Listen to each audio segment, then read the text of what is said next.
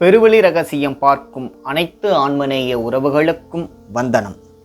அருட்பெரும் ஜோதி ஆண்டவரிடம் நாம் எப்படி விண்ணப்பிக்க வேண்டும், பிரார்த்திக்க வேண்டுமென்று அருட்பிரகாச வள்ளலார் மானிட வர்க்கத்திற்கு வகுத்து தந்துள்ளார். வள்ளல் பெருமானார் வகுத்து தந்துள்ளபடியே நாம் ஒவ்வொருவரும் தினந்தோறும் இறைவனிடம் பிரார்த்திக்க வேண்டும், விண்ணப்பிக்க வேண்டும். வாருங்கள், பெருமானார் வகுத்து தந்ததை பார்ப்போம், அதன்படியே பிரார்த்திப்போம், விண்ணப்பிப்போம். பெருமானார் கைப்பட எழுதிய சுத்த சன்மார்க்க சத்திய சிறு விண்ணப்பத்தில் இருந்து.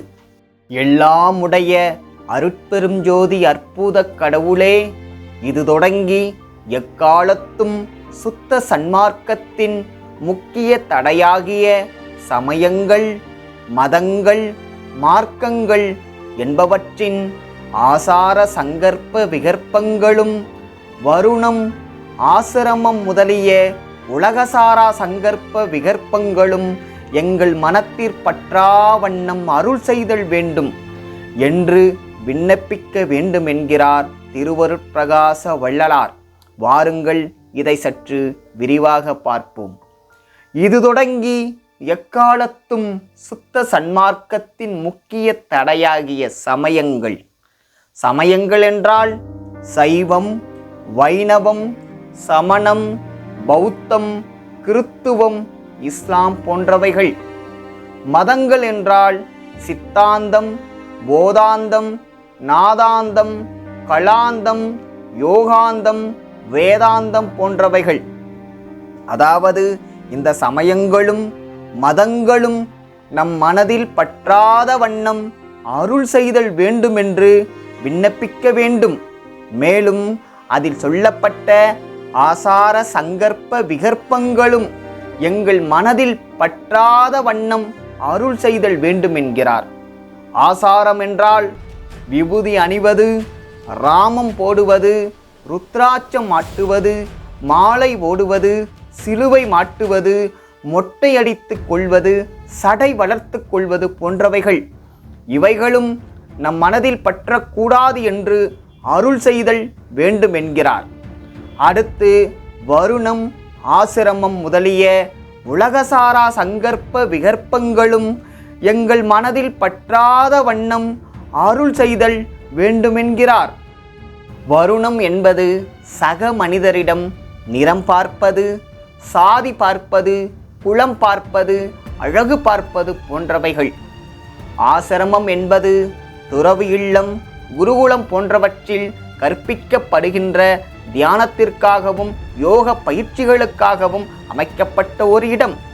இவை போன்றவைகள் நம் மனதில் பற்றிவிடக் கூடாது என்று எல்லாம் வல்ல இயற்கை உண்மை கடவுளிடம் விண்ணப்பிக்க வேண்டும் என்கிறார்.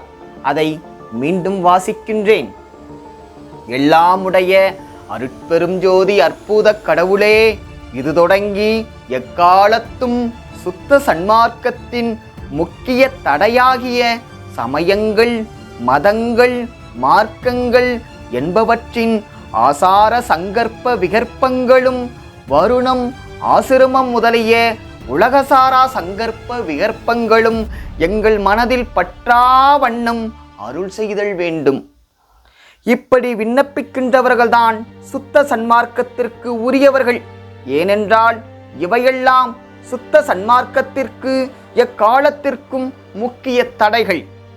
சுத்த சன்மார்க்கத்திற்கு முக்கிய தடையாகிய சமயம், மதம் முதலிய மார்க்கங்களை முற்றும் பற்றற கைவிட்டவர்களும், காமக்ரோதம் முதலியவைகள் நேரிட்ட காலத்தில் ஞான அறிவினால் தடுத்து கொள்பவரும், உழைபுலை தவிர்த்தவர்களும் ஆகிய இவர்கள்தான் சுத்த சன்மார்க்கத்திற்கு உரியவர்களாவார்கள். மரணம், பிணி, மூப்பு, பயம், துன்பம் இவை முதலியவைகளை தவிர்த்து கொள்வார்கள். மேற்கூறியவற்றை தவிர்த்து கொள்ளாதவர்கள் இவைகளை தடுத்து கொள்ள மாட்டார்கள் என்கிறார் வள்ளல் பெருமான். அதனாலேயே இவையெல்லாம் நம் மனதில் பற்றாத வண்ணம் இறைவன் அருள் செய்ய வேண்டுமென்று நாம் விண்ணப்பிக்க வேண்டுமென்று பெருமானார் எழுதுகிறார். சரி, இவையெல்லாம் நம் மனதில் பற்றக்கூடாது என்றால் வேறு என்ன நம் மனதில் பற்ற வேண்டுமென்றால் அதையும் பெருமானாரே எழுதுகிறார். சுத்த சன்மார்க்கத்தின் முக்கிய லட்சியமாகிய ஆன்மநேய ஒருமைப்பாட்டு உரிமை எங்களுக்குள் எக்காலத்தும் எவ்விடத்தும் எவ்விதத்தும் எவ்வளவும் விலகாமல் நிறைந்து விளங்க செய்வித்தருளல் வேண்டும். எல்லாமாகிய தனிப்பெரும் தலைமை அருட்பெரும் ஜோதி ஆண்டவரே, தேவரீர் திருவருட் பெரும் கருணைக்கு வந்தனம் வந்தனம். நாம் ஒவ்வொருவரும் இப்படிதான் எல்லாம் வல்ல இயற்கை உண்மை கடவுளிடம் விண்ணப்பிக்க வேண்டும், பிரார்த்திக்க வேண்டும். எப்படி பிரார்த்திக்க வேண்டும் என்பதை இறுதியாக ஒரு முறை பார்ப்போம். எல்லாம் உடைய அருட்பெரும் ஜோதி அற்புத கடவுளே, இது தொடங்கி எக்காலத்தும் சுத்த சன்மார்க்கத்தின் முக்கிய தடையாகிய சமயங்கள், மதங்கள், மார்க்கங்கள் என்பவற்றின் ஆசார சங்கற்ப விகற்பங்களும் வருணம், ஆசிரம முதலிய உலகசாரா சங்கற்ப விகற்பங்களும் எங்கள் மனதில் பற்றா வண்ணம் அருள் செய்தல் வேண்டும். சுத்த சன்மார்க்கத்தின் முக்கிய லட்சியமாகிய ஆன்மநேய ஒருமைப்பாட்டு உரிமை எங்களுக்குள் எக்காலத்தும் எவ்விடத்தும் எவ்விதத்தும் எவ்வளவும் விலகாமல் நிறைந்து விளங்க செய்வித்தருளல் வேண்டும். எல்லாம் ஆகிய தனிப்பெரும் தலைமை அருட்பெரும் ஜோதி ஆண்டவரே, தேவரீர் திருவருட் பெரும் கருணைக்கு வந்தனம் வந்தனம். அருட்பெரும் ஜோதி ஆண்டவரிடம் இப்படிதான் விண்ணப்பிக்க வேண்டும். இப்படி விண்ணப்பிக்க ஒருவனுடைய மனம் ஏற்க மறுக்கிறது என்றால் அவன் சுத்த சன்மார்க்கத்திற்கு உரியவன் அல்லன்.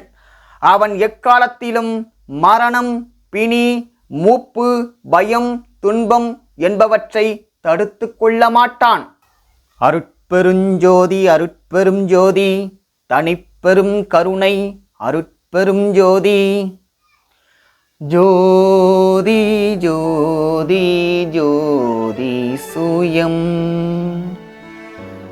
ஜோதி ஜோதி ஜோதி பரம், ஜோதி ஜோதி ஜோதி அருள், ஜோதி ஜோதி ஜோதி சிவம். வாமஜோதி சோமஜோதி, வானஜோதி ஞானஜோதி, மாகஜோதி யோகஜோதி, வாதஜோதி நாதஜோதி, ஏமஜோதி வியோமஜோதி, ஏறு ஜோதி வேறு ஜோதி, ஏகஜோதி ஏகஜோதி, ஏகஜோதி ஏகஜோதி. ஆதிநீதி வேதனே, ஆதிநீதி வேதனே, ஆடல் நீடு பாதனே, ஆடல் நீடு பாதனே, வாதி ஞான போதனே, வாதி ஞான போதனே. வாழ்க வாழ்க நாதனே, வாழ்க வாழ்க நாதனே. அருட்பெருஞ்சோதி அருட்பெருஞ்சோதி, தனிப்பெரும் கருணை அருட்பெருஞ்சோதி, திருவருட்பிரகாச வள்ளல் பெருமானார் தெய்வ திருவடிகளே சரணம் சரணம்.